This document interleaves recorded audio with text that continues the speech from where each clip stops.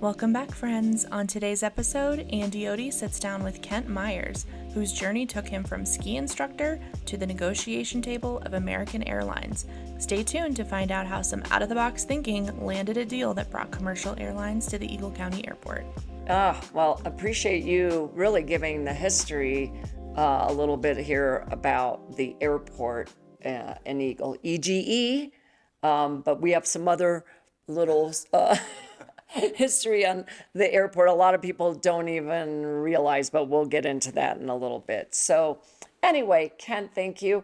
And first of all, let's start out by sharing where you grew up, what your background is. I grew up in West Texas. I went to school at the University of Texas, El Paso, UTEP. I used to teach skiing in a place called Realtor, New Mexico on the weekends, and that's how I got into the sport. There was a ski mountain in Texas? Yes. No, it's in New Mexico. Oh, New Mexico. Sorry. Sierra Blanca. It's still there. Yes, New Mexico has mountains. Okay. Big ones.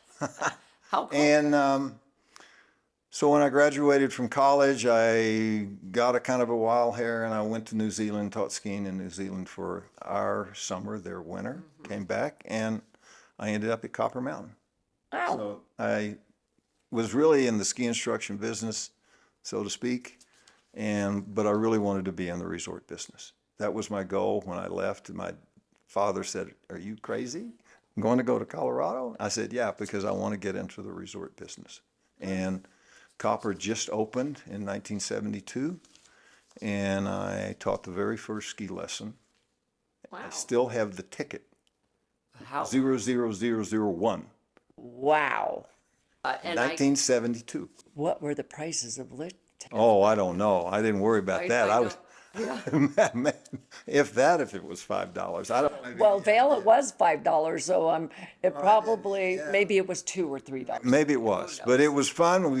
I lived in a trailer at the bottom of the mountain. I had more fun than I could hardly imagine. It was great. And that's why you're still here today. That's right. So I've lived in Colorado since 1972 in the mountains. I never really left from that standpoint. So from there, okay, we got you now to Colorado. Colorado. What got you now even into the airline business? Because I know you were in Steamboat as well. I quit my job and I was actually in property management because I wanted something to happen within the resort business that other than teaching skiing. So I ended up getting in property management and I made a name for myself, and all these people would come in. I met the airline people, I met tour operators, I met group leaders. All of a sudden I'm in sales and I got hired as a director of sales over in Winter Park. So that's where you did the property management up in Winter Park. In Copper Mountain, I did property management. When I went over to the ski area, I became director of sales at the ski area, and that's in marketing, and it began to roll from there. Under some unusual circumstances that I won't get into because it's too long a story, I became vice president of marketing at Winter Park, and I got a call one day from a guy by the name of Martin Hart, who I got to know very well, and he was the chairman of the board of the Steamboat Ski Corporation. And he said, "I hear a lot about you because you got a lot of press in Denver. Would you like to be our vice president of marketing?" I said, "That'd be great." I moved there, got married, bingo, bingo, one thing after another. Our kids were born in Steamboat, and that's where I was introduced to air service. I don't have any formal training having to do with, flight plans or a pilot or anything. I was just a marketing guy that really understood the business, and the key point was access. Yeah. All of these resorts in Colorado have got to have access, not only for tourists and homeowners to come in, but you have better medical service. You have better arts and science. You have all these things that come with air service. People typically look at it, it's just an airplane, but it's a connection to the world. Right. And I'll get into a little bit in our conversation about hub and spoke, how it works and so forth. So I'm in Steamboat, and through the research in Steamboat, I went back to Martin. I said, "We got a problem here. because people love to come to Steamboat, but they can't get here. They have to either fly on Rocky Mountain Airways, which we had a little Stoll port right in Steamboat. You got weather conditions, so forth and so on, or they drive over 2 mountain passes to get here. It's not happening. So I talked Martin into going to American Airlines and saying, why don't we fly out of Dallas? And we put a program together with him, and I can remember the meeting just like it was yesterday. We met with a guy by the name of Mel Osum, who was vice president in charge of network planning, which is a fancy word for scheduling. He scheduled all the airlines, his team, for all of American Airlines. And Martin's in this meeting, and he says to Mel, well, we would like for you to fly out of Dallas to Steamboat. And we've got this new airport we're working on in Hayden. And Mel says, well, we're not really interested in flying out there. And Martin says, well, what if we pay you? He goes, well, yeah, that's an idea. So that's how I got into the airline industry, at the same time running the marketing department at the Steamboat Ski Corporation. Just for those to understand the definition of Stollport. Stollport stands for Short Takeoff and Landing Airport, and they have really not necessarily special aircraft, but they're smaller aircraft with props on them, and they can land and they can take off at a short distance. Yeah. They can't fly a long distance, but they're very safe and they're very, mobile and so forth and so on. But that's the only way you can get to a lot of places, not necessarily in the United States, but in Europe, they're used everywhere. Right. And they still are. Well, and then we'll talk about the Stollport in Avon, right. But let's go back to the Steamboat, which is interesting, and also about the PSA. So when did American start flying into, was the Stollport then the Hayden Airport? Two different. The Stollport was closer to downtown. It was a little down toward on the Elk River Road. The Hayden Airport is 30 miles out, and great place to have an airport. Flat area. We had 4 double wides for a terminal. That's the best we could do, but we had air service in 1985. And we flew to, I can't remember exactly, I know we flew to Dallas, Chicago. Then we got PSA, which is not an airline anymore, come out of San Diego and LA. And that's about all we had at that point in time. United, I don't think United came. They continued service to the Stollport for a while through Rocky Mountain Airways or United Express. I don't know which one it was called at that time. Okay, so then let's backtrack a little bit with the PSA, because wasn't there something with deregulation even prior to then? So people kind of understand a little bit of what that's about and why PSA and some of those airlines. So in 1979, the Department of Transportation at the federal level decided to deregulate the airlines. At that time, there were probably, and this is kind of a guess, 40 or 50 airlines around the country. And, PSA was one of them, but you had... which, by the way, I used to fly a lot in California from San Francisco down to LA. Right. Pacific Southwest Airlines, wasn't that Pacific Southwest Airlines. Yeah. Okay, again, I'm going to date myself a little, but that was back in the day when it was pink, orange. I remember those uniforms. It was a great airline, so sorry. I didn't know that PSA was even involved in Steamboat. But you had all of these air carriers, North Central, which now is part of Northwest, which was now part of Delta. I mean, they just consolidated to 3 major now airlines that we have to operate. And I don't think it might have happened with this, creating service to small airports around the country, but it wouldn't have happened as fast without Congress or the Department of Transportation doing away with regulating airlines and paying them off to pay this, to do this. It really hurried that process up to the point Yeah. That there are very few airlines, major airlines, and you could see it kind of happen in the first of the 80s and then the 90s, and it's continued. I mean, Continental and United merged, I don't know, 3 years ago or 4 years ago, or It was maybe a little longer, but yeah, so now it's United American Airlines. and Delta. Yeah, so you're in Steamboat. And I have this kind of feather in my hat having to do with new service to the Hayden Airport. And things are popping along. Steamboat's loving life. My kids were born there, as I mentioned earlier. We like Steamboat. And all of a sudden, one day, I'm at the office, and my secretary comes in and says, George Gillette's on the phone. I go, no way, George is calling me. He doesn't know who I am. This is some prank. And so I pick up the phone. Kent Myers is, this is George Gillette. I go, whoa, okay, which was Big Smoke at that time. He's still Big Smoke. He's a great guy. He really is. Yeah. And so he, introduced himself and said, hey, I'd like for you to come over and think about coming to work for us, start an air program here at the Eagle Airport. Let's talk. Yeah. So that's how I ended up here. Well, so now that you got that phone call, for those that don't realize, we're going to go now with the Eagle Airport. Prior to the Eagle Airport, because that was getting, what year was that starting to happen? He called me in 1988. Because prior to that, there was a Stowport in Avon, for those that... Yes. And it was Rocky Mountain Airways, but really more locally known as Rocky Mountain Scareways. Because of that, what you were saying, it was the steep, can do these short, land and take off. But that's the way the aircraft is designed. They were designed for that, but for those of us, then I experienced it.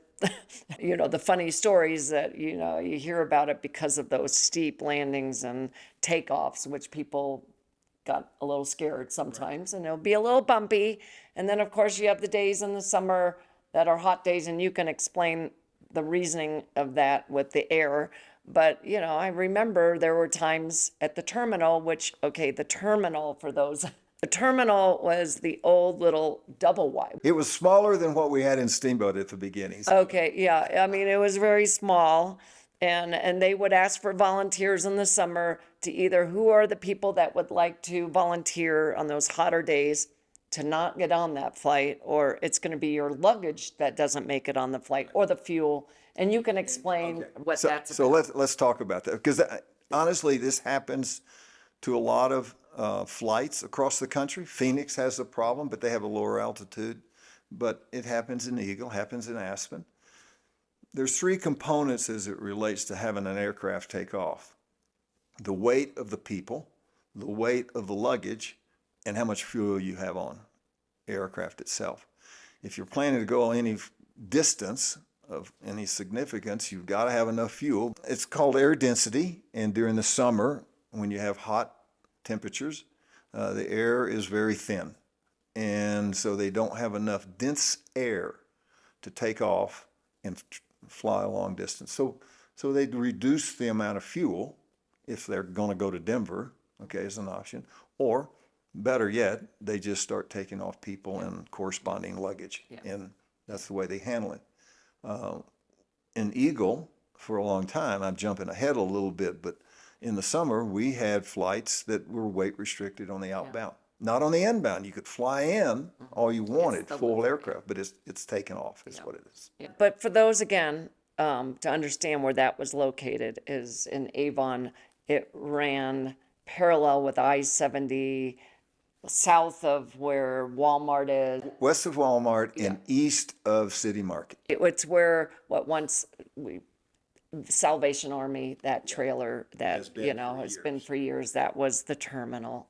So now let's talk a little bit about the airport and what your role was with that and getting that accomplished. They had run some charter programs into Eagle, the ski company, the Vail Associates, on Royal West Airlines. It's just a charter company. And they ran a little Bach 143 aircraft, had 4 engines on it. It looked like a small, bomber. And but they didn't really have any connectivity. I don't even remember where they flew from. Okay, I'd have to go back and look at the research.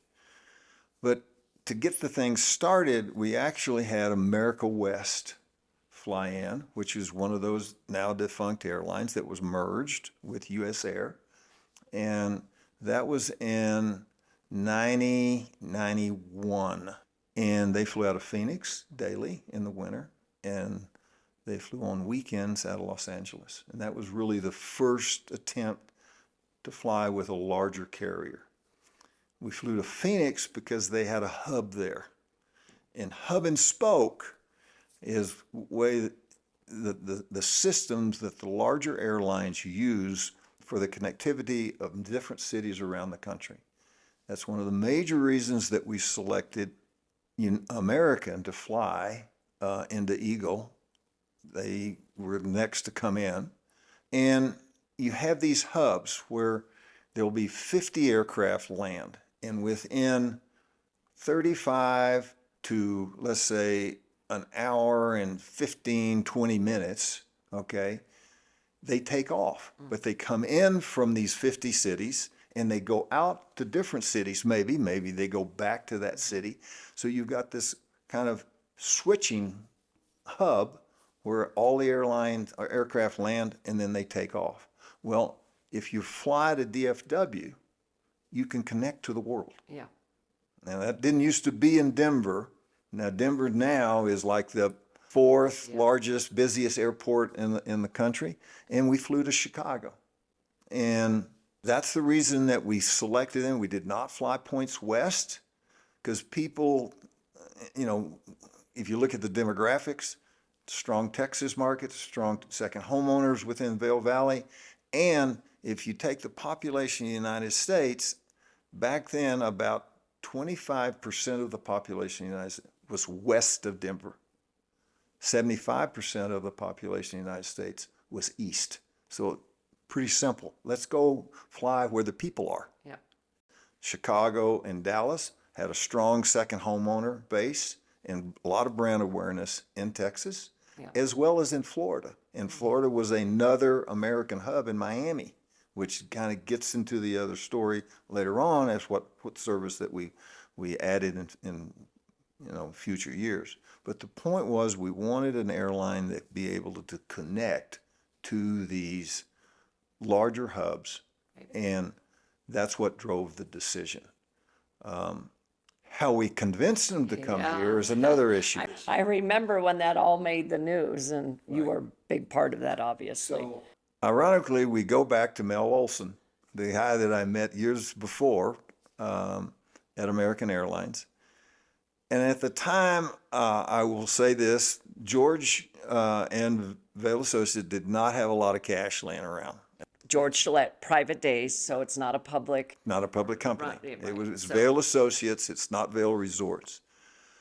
But he owned 12 TV stations around the country. In fact, if you ran an ad on all of George's stations, you could touch 13% of the population of the United States. Yeah. I mean, they were big markets. Detroit, San Diego, Tampa, Atlanta, Nashville, smaller markets too, San Luis Obispo, Oklahoma City, so forth and so on. So I went to American Airlines and I said, look, let's do a deal here. We will give you, and I don't remember the number, but it was in the millions of dollars of advertising on George's station.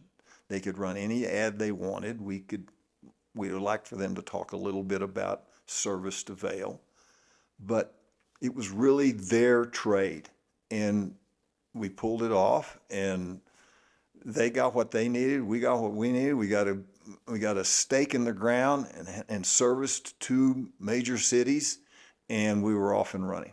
Yeah. And it worked well on both sides, and we never heard any complaints from American Airlines.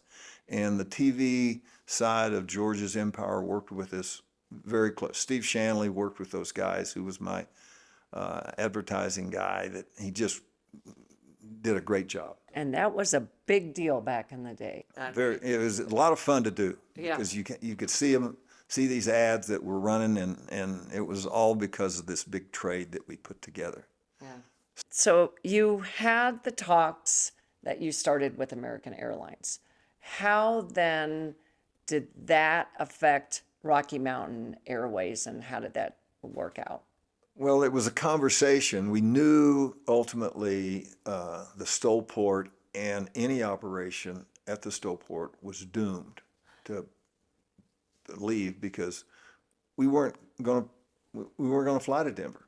You know, we were going to give the opportunity for United to fly to Denver if they wanted to, but they didn't want to, and they didn't for years. Okay.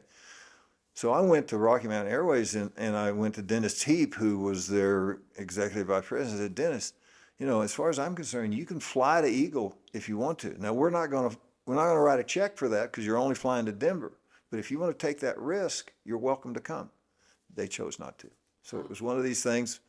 You can join us or you can leave the Vail Valley, unfortunately. So Well, and that's one portion of how important that was. But then another, I think, big impact, and talk about this, how Stapleton Airport and DIA. Stapleton closed, I should say, Denver International, DIA, it's now Denver International. It opened in February of 1994. And it was probably the biggest boost to Eagle that we could have, because all of a sudden the airport's another 20, 30 minutes, depending on traffic, Right. further down through I-70 and Pena Boulevard and so forth. And they didn't have like a nice, great, a terrific start of it. They were 2 years delayed and $1 billion over budget because of their luggage system. And it was a great idea that you could, as far as the luggage was concerned, but they didn't have the technology at the time. They probably do have the technology now where you could put a piece of luggage on a conveyor belt and it would read the scanner and it would directly take it through their whole system to the other aircraft. You wouldn't have to shuttle that luggage through carts. That's what they were trying to do, but the technology didn't work in the early 90s. And so they threw it away. It cost $50 million in software. And Ouch. yeah, ouch. So, but it really, I can remember kind of talking about the Eagle Airport in the Vail Valley and people going, this won't work, Ken, when we first announced. But then over time, when you had the credibility of it and the fact that, you have American Airlines show up. Yeah. And the great thing about it is we were flying 757 aircraft, which is a large aircraft. It's 188 seats. The reality of it is it was the only aircraft that could fly in here. And why is that? Because of air density. And they had very powerful engines on that aircraft and weight to thrust ratio. So you got the weight of the aircraft and the thrust of the engines. It's the only one that could make it. And, we used to kind of tout. I remember being in Chicago when we were announcing this, and some guy stands up, and I know he got confused with the Stowport, and he said, well, what kind of prop aircraft are you going to fly from Chicago? And I said, we're going to fly 757. And it was like, I just blew a big wind through the whole, group of people, because it was like a 757. But again, they didn't know it was the only aircraft. That was what was so great about it. Oh my gosh, that's funny. No, it is funny, It's but no one ever really knew that about it. I mean, we just never really talked about it. We went, we got 757. And that technology has changed a lot. Yeah. Different aircraft, and they have different aircraft. I mean, they fly Airbuses and 737 because they've just the technology. The technology, and that's where I was going to say. Now, of course, we've got the other aircraft, and they did some expansion of the airport. The runway is not that much further in length. But it's a much better airport. And what we found out, not relatively fast, my team found out that one of the greatest assets we had was Aspen.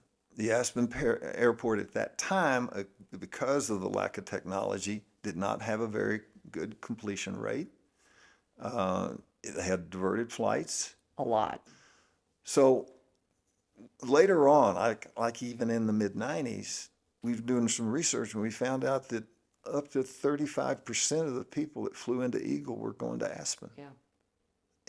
Or were originating in Aspen because of the reliability of it. That has changed some because Aspen has, greater technology and better aircraft and so forth and so on. But at first, if you would have asked me if the guy that was the point guy saying, well, is this going to help Aspen? I go, no, and then all these people are coming here. No. Yeah. Another example of that is summer flights. We started summer flights later on in the 90s, maybe 98, 97 on American.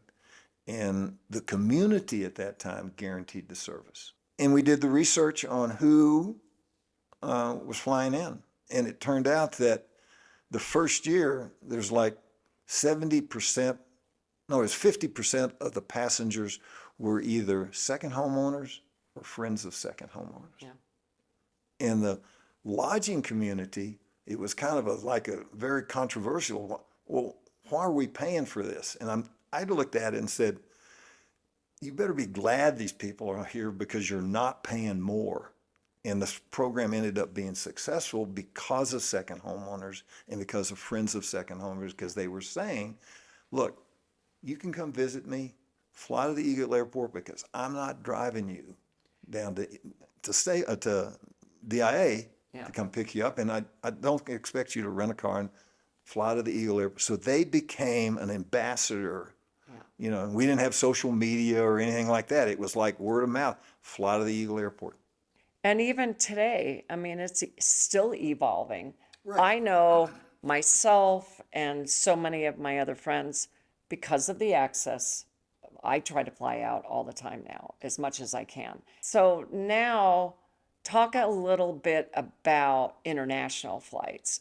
First international carrier we had fly in was from Mexico. It was Tiesa Air. And I can remember me going down and talking to these guys, and we wanted like Aeromexico, and they wouldn't even talk to us.